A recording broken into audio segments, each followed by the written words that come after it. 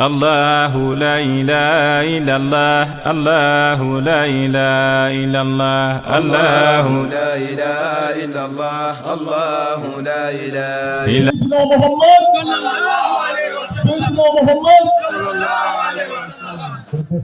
الله أكبر التكبير الله أكبر ثم تكبير الله أكبر. Mais je ne suis pas d'accord. Personne ne doit dépasser normalement sur l'amour du prophète Mohammed sallallahu alayhi wa sallam. La première personne qui a soutenu le prophète sallallahu alayhi wa sallam, c'est notre maman Khadija. La première personne qui a donné son sang, sa vie pour l'islam, c'est notre maman Somaya. Les femmes ne sont jamais restées derrière. Et tout de suite là, je n'ai entendu que la voix des hommes. Mais je sais que c'est pas parce que les hommes aiment le prophète plus que nos mamans, c'est parce qu'ils ont de grosses voix plus que nos mamans. Donc cette fois-ci, je veux que les hommes se taisent et laisser seulement les mamans prier sur le prophète sallallahu alayhi wa sallam. Là, on va bien entendre leur voix maintenant. Maintenant, maman Awadjara, la bien-aimée, la cocoliche du prophète sallallahu alayhi wa sallam, la cocoliche de Cheikh Ahmad Tijani, la cocoliche de Cheikh Ibrahim, la bien-aimée de Maulana Cheikhul Khairi, de Thierno Amman Ndiaye, la bien-aimée de Cheikh Bora, la bien-aimée de Cheikh Abdullahi Sandeng, qui a fait le déplacement depuis Moussi pour venir ici. Elle va nous accompagner avec la prière du prophète Mohammed sallallahu alayhi wa sallam. Sans oublier notre marraine, la bien-aimée d'Allah subhanahu wa ta'ala, la bien-aimée du prophète sallallahu alayhi wa sallam, qui est la marraine Aminata Konate. Nous la félicitons. Parce que ça, c'est pas toi qui choisis d'être marraine dans ce genre de cérémonie. C'est Allah qui te choisit, c'est le prophète qui te choisit. Et nous reconnaissons cet honneur et cette grâce que Allah a fait pour toi. Qu'Allah descende cette baraka et cette lumière dans toute votre famille, dans toute votre descendance et à tous nos mamans qui sont ici présents. Bien Sayyidina Mohammed sallallahu alayhi wa sallam. Donc nos mamans, allons-y. On va prier sur le prophète sallallahu alayhi wa sallam. Qu'Allah accorde sa paix et son salut au meilleur des créatures. Sayyidil Wujud, Sayyidil Awli wal Akhirin, Sayyidina Muhammad sallallahu Sayyidina Muhammad Sayyidina Muhammad At-Takbir, Souma Takbir. Nos mamans ont marqué 3 buts à 1. Masha'Allah. Donc, Bismillah, on demande Allah qui récompense à notre maître Abil Abbas le sceau de la sainteté divine. Maulana Cheikh Sidi Ahmed Tijani, Sharif Radiyallahu ta'ala. Qu'Allah récompense pour nous le secret des réalités divines. Abil Ishaq Saq Bil Faïd Tijani, Maulana Cheikh Ibrahim. Maulana Cheikh Ibrahim. Maulana Cheikh Ibrahim. Qu'Allah récompense pour nous notre porte en Allah, en Rasoul, en Cheikh Tijani, en Maulana Cheikh Ibrahim, Kamilul Asri, Madadul Zaman, Aïnul Zaman, Khalifatullah fil Ardi, Maulaya Cheikh Ibnul Khayri, wa nafana la ibraka. Qu'Allah récompense pour nous notre Père, notre guide, notre initiateur, celui-là même qui nous a initiés en cette voie de miséricorde, celui-là même qui nous a réveillés de notre mort spirituelle, Mola Thierno Amman Ndiaye, qu'Allah l'accorde longue vie et santé, le maintien en ta parmi nous. Ainsi qu'au calife international de la faille des Tijani, en l'occurrence, Cheikh Mahi Ibrahim Niass, qu'Allah l'accorde longue vie et santé et lui facilite sa mission. Représenté ici par son fils qui est là présent, qui est le petit-fils de Cheikh Ibrahim Niass, qui représente le calife de Medina Baye ici. Donc nous remercions Allah. Quand lui il est là, c'est Cheikh Ibrahim Niass même qui est là. Car Maulana Cheikhul Khairi dit, ce sont les fils de Baye qui sont Baye. mais les petits-fils de Baye, c'est eux qui sont les fils de Baye. Allah Akbar. Nous remercions Allah pour cela. C'est ainsi que demandons Allah subhanahu wa ta'ala qu'il bénisse cette assemblée, qu'il agrée cette assemblée, qu'il récompense pour nous l'imam de la Khadra Cheikh Tidjane Ali Sissé, ainsi que le porte-parole de la Khadra Cheikh Mahi Ali Sissé. Si on les cite, on a cité à travers toute la descendance de Cheikh Ibrahim, toute la descendance de Cheikh Tijani, toute la descendance de Rasulullah sallallahu alayhi wa sallam, toute la descendance, toutes les khulafas d'Allah subhanahu wa ta'ala, qu'Allah les bénisse, qu'Allah les agrée. Nous saluons particulièrement notre frère Abdullahi Sandeng, Masha'Allah, qui est le joyau de cette cérémonie. Toutes choses, c'est par sabab, c'est par son sabab et par le biais de son mukhadam. Masha'Allah, Al-Bashir connaît que Allah subhanahu wa ta'ala nous a gratifié cette jama, cette maulid, qu'Allah les récompense avec toute la jamiyatou Hamadouna de Tcherno Amandjaï d'Abidjan. Qu'Allah les récompense. Nous félicitons le premier conférencier, Cheikh Hassan Boura, qui a fait une conférence très éloquente et très pertinente. C'est pour ça que j'ai dit, on peut se suffire à ce qu'il a dit. Si tout le monde comprenait Malinké, ce qu'il a dit, ça suffit. On n'a pas besoin de faire une autre conférence. Alhamdulillah, qu'Allah augmente sa connaissance et sa lumière. Et, Masha'Allah, sans oublier la délégation qui m'a accompagné, le président de la Jama, Seydi Bakari Soumaoro, qui est là avec nous. Et Masha'Allah, nous n'oublions pas aussi Seydi Adama Dambélé, qui est le secrétaire de la Jama, Cheikh Moukhadam Adama Bamba, qui est à côté de nous, Seydi Issa Djabi, qui était depuis Masha'Allah à Boisseau pour être là, Abdou Khatou Wanyé depuis Boaké pour être là avec nous, Moukhadam Adam de Divo, Masha'Allah qui a quitté Divo pour être là avec nous, Moukhadam Saïd Djabi. En reste, on cite tous les Moukhadam de la Jama, qu'Allah bénisse tout le monde, qu'Allah agrée tout le monde, qu'Allah élève tout le monde. Sans oublier nos mamans, la maman Moualimatou Djabi, qui est la présidente des femmes de la Jama, qui est ici présente, qui est accompagnée de la marraine de la Jama, maman Asper Djabi. Nous les disons shukran, jazakallahu ana kulli khayri, avec toute la délégation qui nous ont accompagnés depuis hier à Divo et ici aujourd'hui à Abidjan. On salue tous les Moukhadam ici présents, Cheikh Abakar Sissé, Masha'Allah, avec sa délégation, avec Sidi Mokhtar. Nous n'oublions pas aussi la Jama de Yamoussoukro, Masha'Allah. Nous saluons les chefs coutumiers, Masha'Allah, qui nous ont honorés. De leur Dieu vous bénisse et que la responsabilité que Dieu vous a donnée en fait de guider la nécessaire de mener à bien cette mission dans la paix et dans la santé et dans la longévité. Et nous saluons aussi, Masha'Allah, les parrains et toutes les autorités administratives, les autorités spirituelles et coutumiers. Nous saluons tout le monde. Pour ne pas prendre trop de temps, Inch'Allah Ta'ala, on m'avait donné 1 heure de temps. Après, maintenant, c'est devenu 25 minutes. Et même les 25 minutes, là, je ne vais pas les parler. Je pense que j'ai déjà parlé 10 minutes. Il ne reste que 15 minutes. Donc, là, on va aller droit au but. Inch'Allah Ta'ala. Donc, le thème de la conférence aujourd'hui, on parle de Al-Tawhid. Tawhid, ça veut dire quoi? L'unicité de la foi divine. Et ça, c'est notre mission sur terre. Celui qui l'aura réussi aura réussi sa mission sur terre. Celui qui l'aura échoué aura échoué sa mission sur terre. Donc, j'invite tout le monde de venir. C'est le moment de s'examiner. C'est le moment de faire ses propres comptes. C'est le moment de faire son bilan avant qu'on ne le fasse. Le prophète sallallahu alayhi wa sallam dit, jugez-vous avant qu'on vous juge. Faites votre bilan avant qu'on ne le fasse pour vous. Tôt ou tard, vous serez ramené à notre Seigneur.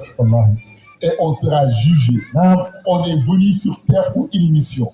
Chacun d'entre nous doit se demander pourquoi je suis venu sur terre.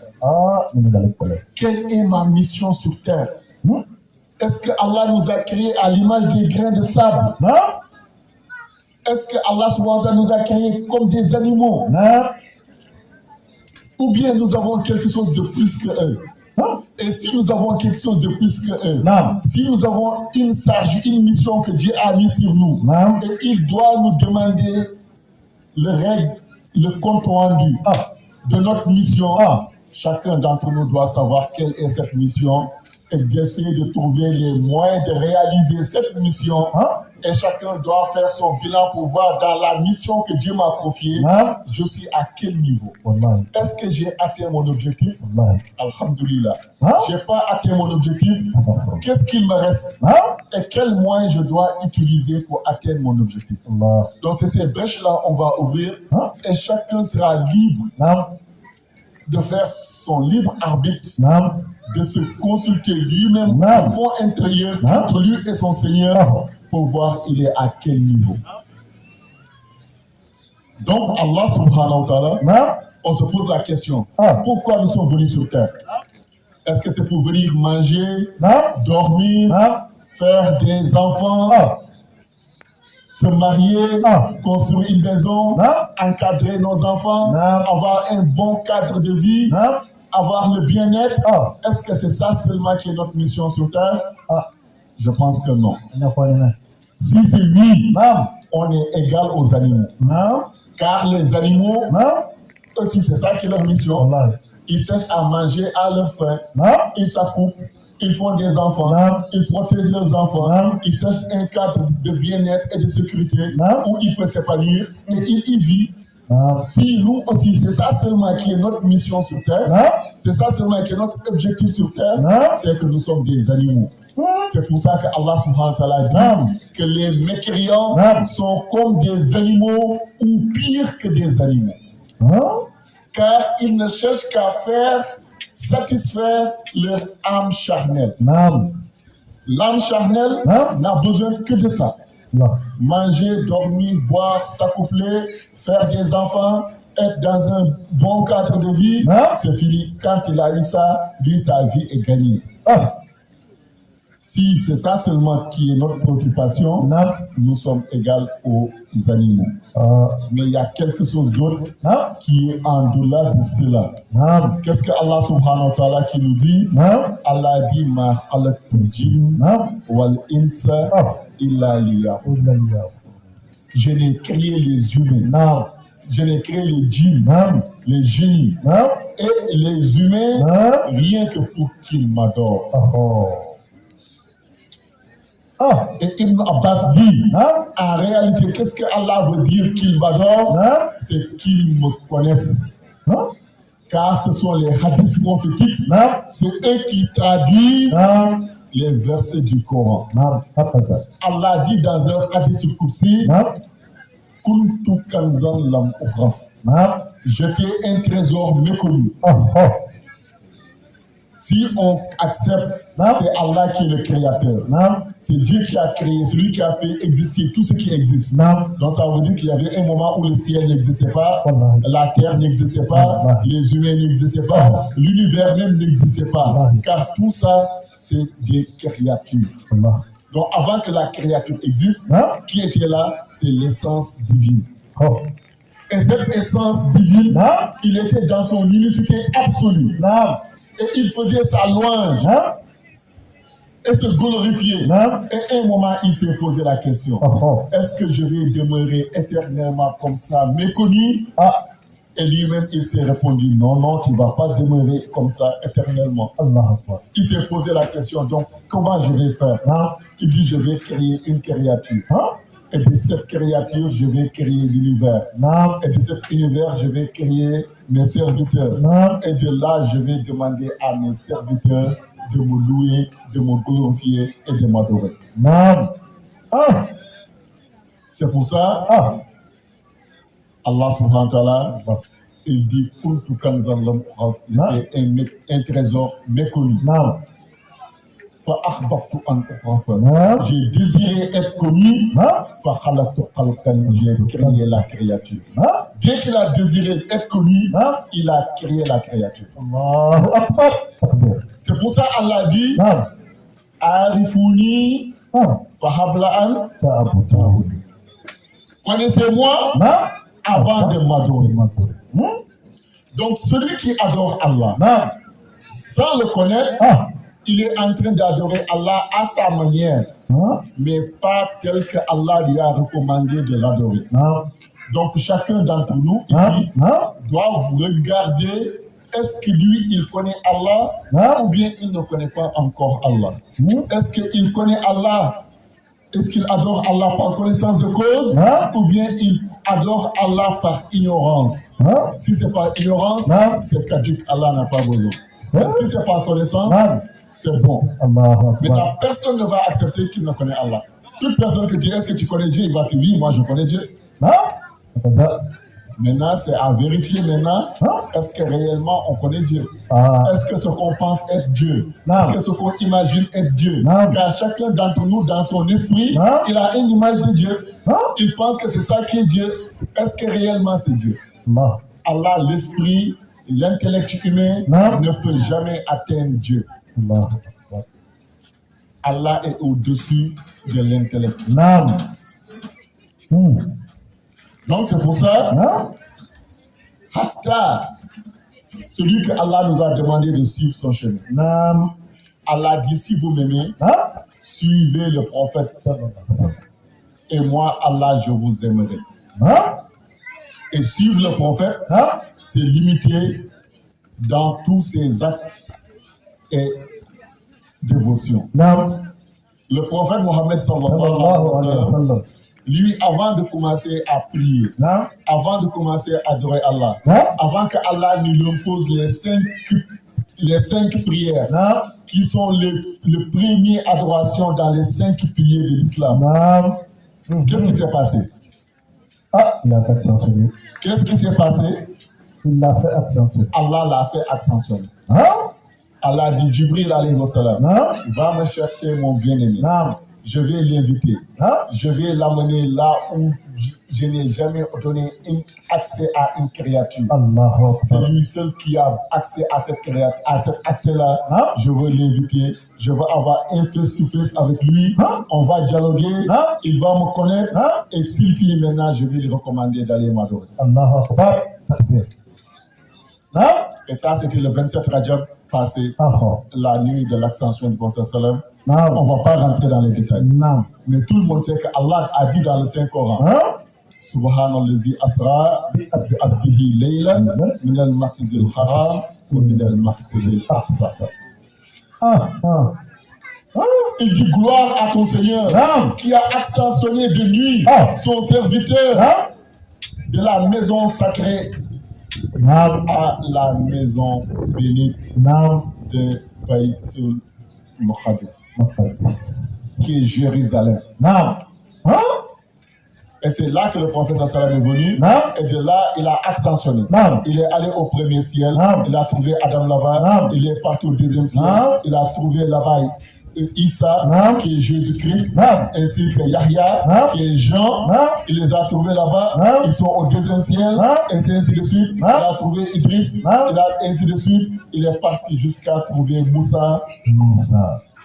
Au 5e ciel, trouver Ibrahim, au 6e ciel, il est parti à Sidratul Muntaha, Baytul Mamour, Moussaon, Hadrat Qudsi. Et c'est là maintenant qu'il est arrivé, là où Allah dit, le serviteur et son Seigneur se sont rapprochés comme le bout, les 2 bouts d'un arc. L'arc est unique, mais l'arc a 2 bouts. L'arc ne peut pas avoir un seul bout. Dès qu'il a un bout, mais tous les 2 bouts font partie de l'arc. C'est comme ça Allah est son prophète.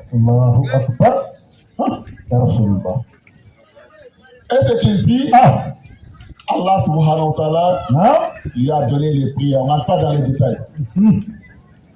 Et il est venu avec les prières. Moussa alayhi wa salam, c'était 50 prières. Il a demande à Allah de diminuer. Allah a diminué, c'est resté 5. Il est venu avec les 5 prières. Le prophète sallallahu alayhi wa sallam a dit, Rasoul sallallahu alayhi wa sallam, lorsqu'il a accentué Allah, Allah lui a donné 5 prières. Il dit, nous les serviteurs d'Allah, c'est avec ces 5 prières que nous accentionnons. En réalité, toute personne qui fait les 5 prières, tu dois te retrouver devant la Hadrat Kursi. Tu dois voir Allah de la manière que le prophète avait vu Allah. Tu dois communiquer avec Allah subhanahu wa ta'ala. Entre vous et moi, qui a fait ces 5 prières d'abord, et il a vu Allah, et il a communiqué avec Allah subhanahu wa ta'ala. Si les 5 prières sont valables, c'est ça le résultat. Il n'y aura plus de voile entre nous et Allah, et on va communiquer directement avec Allah subhanahu wa ta'ala. Mais cette réalité, on ne peut pas y arriver comme ça, simplement. Car Allah subhanahu wa ta'ala, comment il nous appelle? Allah nous appelle Al-Insan. Al-Insan veut dire quoi? L'oubliant.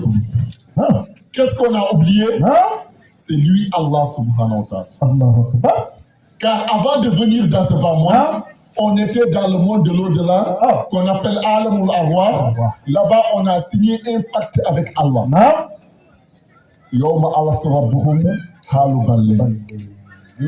Lorsque Allah a créé tous les esprits, qu'il a pris de l'esprit du prophète Mohammed sallallahu alayhi wa sallam, Allah a demandé à l'esprit du prophète de se fragmenter en plusieurs esprits. Et l'esprit du prophète s'est fragmenté en plusieurs esprits. C'est là que nous tous, nos âmes sont nées. C'est là que nous tous, nos esprits sont nés. Et on s'est mis en 3 rangées. Et Allah a dit, n'est-ce pas votre Seigneur? Là, nous tous, on connaissait Allah subhanahu wa ta'ala. Nous tous, on a dit, Allah, si c'est toi qui es notre Seigneur. Après que le prophète a répondu, nous avons répondu. Allah a dit, allez-y, m'envoyez Hadratul Aswad. C'est la pierre noire de la Kaaba. Elle était toute blanche et brillante. Allah a dit, allez-y, l'amener, et elle va être témoin de cette pacte d'allégeance. C'est pour ça, cette prière s'est retrouvée dans la Kaaba, et chaque personne qui fait le pèlerinage, qui est obligé de venir jusqu'à cette prière pour dire que labbaik Allahumma labbaik Allahumma la sharika laka labbaik.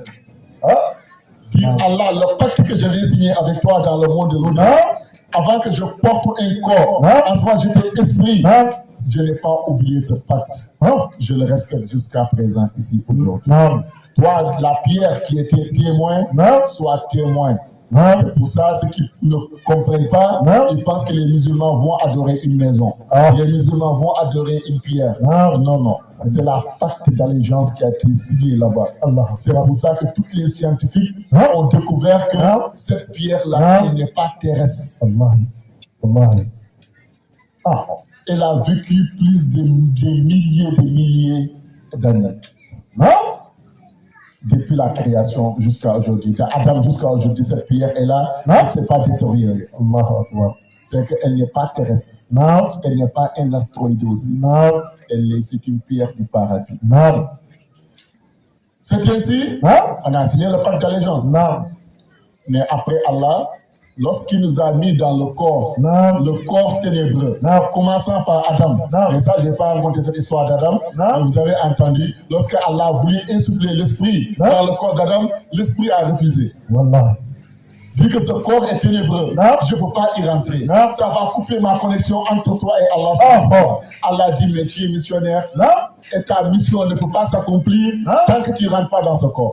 Il faut que tu rentres dans ce corps, ta connexion et moi se coupent, tu m'oublies, tu restes dans les ténèbres, et que tu cherches à retrouver la lumière, tu cherches à retrouver la connexion, et que tu reviens à moi. C'est ça qui est ta mission. C'est ça que Allah a demandé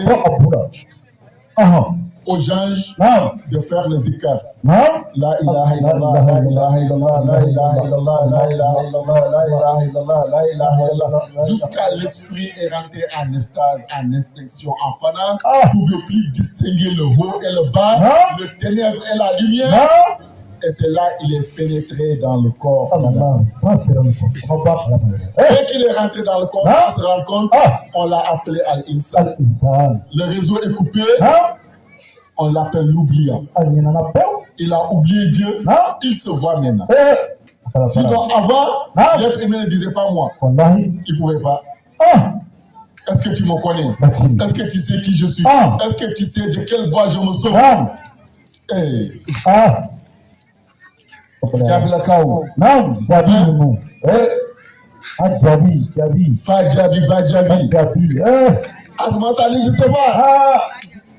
نعم ها أبو أبو لا Mais نعم c'est là que tout ça, ça commence à naître maintenant. نعم Adam est là نعم et on voit la création نعم de père en fils. نعم Maintenant, la mission maintenant du prophète, نعم c'est les prophètes, c'est qui doivent remener la connexion maintenant. الله أكبر خمنا سيسا Et la connexion doit établir نعم ce que nous avons oublié.